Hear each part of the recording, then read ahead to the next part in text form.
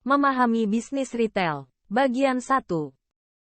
Pengertian bisnis. Kita sering mendengar kata bisnis. Dan itu sangat enak didengar. Kemudian muncul pertanyaan dalam hati kecil kita. Apa itu bisnis? Ada dua pengertian dalam bisnis, yaitu pengertian luas dan sempit. Bisnis dalam pengertian yang luas yaitu merupakan kegiatan dalam semua aktivitas dalam produksi barang atau jasa. Menurut Griffin, 2003, bisnis adalah segala sesuatu yang menyediakan barang atau jasa. Dari beberapa pengertian di atas dapat disimpulkan bahwa bisnis merupakan kegiatan yang di dalamnya terdapat beberapa unsur, yaitu penjual, pembeli, dan barang atau jasa.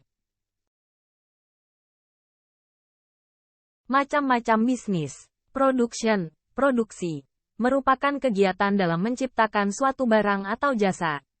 Distribution, distribusi, merupakan penyaluran barang dari produsen ke konsumen atau dari distributor ke distributor lainnya. Consumer, konsumen, adalah rantai terakhir dari barang. Konsumen sebagai pengguna barang atau jasa.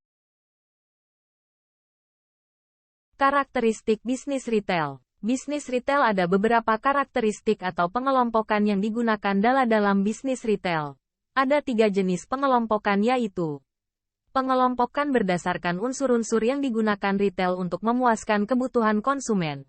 Dalam pengelompokan berdasarkan unsur yang digunakan retail dibagi lagi menjadi beberapa kelompok, yaitu jenis barang yang dijual, perbedaan dan keanekaragaman barang yang dijual, tingkat layanan konsumen, harga barang. Berdasarkan unsur di atas, retail masih bisa dikelompokkan sebagai berikut. 1. Supermarket tradisional. Supermarket tradisional melayani penjualan makanan, daging, serta produk-produk makanan lainnya, serta melakukan pembatasan penjualan terhadap produk-produk non-makanan, seperti produk kesehatan, kecantikan, dan produk-produk umum lainnya. Sedangkan supermarket konvensional yang lebih luas yang juga menyediakan layanan antar, menjual roti dan kue-kue, bakery, bahan makanan mentah serta produk non-makanan disebut sebagai 2. Big Box Retailer. Lebih dari 25 tahun berikutnya, supermarket mulai berkembang dengan semakin memperluas ukuran dan mulai menjual berbagai produk luar negeri yang bervariasi. Pada format Big Box Retailer, terdapat beberapa jenis supermarket, yaitu supercenter, hypermarket, dan warehouse club. Hypermarket merupakan supermarket yang memiliki luas antara lebih dari 18.000 meter persegi dan kombinasi produk makanan 60-70% dan produk-produk umum 30-40%. Hypermarket merupakan salah satu bed supermarket yang memiliki persediaan lebih sedikit dibanding supercenter, yaitu lebih dari 25.000 item yang meliputi produk makanan, perkakas, hardware, peralatan olahraga, furniture, perlengkapan rumah tangga, komputer, elektronik, dan sebagainya. Dengan demikian hypermarket adalah tuk eceran yang mengombinasikan pasar swalayan dan pemberi diskon lini penuh. Merupakan retail yang menjual produk makanan yang jenisnya terbatas dan produk-produk umum dengan layanan warehousing minim pada tingkat harga yang rendah terhadap konsumen akhir dan bisnis kecil.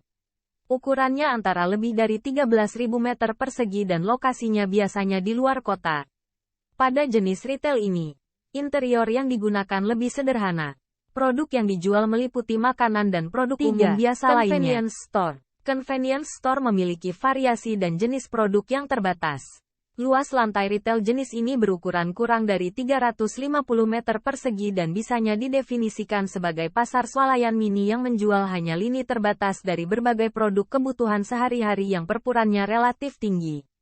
Convenience store ditujukan kepada konsumen yang membutuhkan pembelian dengan cepat tanpa harus mengeluarkan upaya yang besar dalam mencari produk-produk yang diinginkannya. Produk-produk yang dijual biasanya diterpakan dengan harga yang lebih tinggi daripada di supermarket. 4. General Merchandise Retail. Toko diskon, toko khusus, toko kategori, department store, off-price retailing, value retailing. Pengelompokan berdasarkan sarana atau media yang digunakan. Penjualan melalui toko, penjualan tidak melalui toko. Adapun beberapa jenis penjualan retail yang tidak melalui toko yaitu sebagai berikut. Retail elektronik. katalog dan pemasaran surat langsung, penjualan langsung, television home shopping, vending machine retailing. Pengelompokan berdasarkan kepemilikan, pendirian toko tunggal atau mandiri, jaringan perusahaan, waralaba. Demikianlah pembelajaran hari ini, semoga dapat menambah ilmu pengetahuan kita. Akhirnya saya Ibu Sri Hastuti dari SMKN 2 Karawang mengucapkan terima kasih.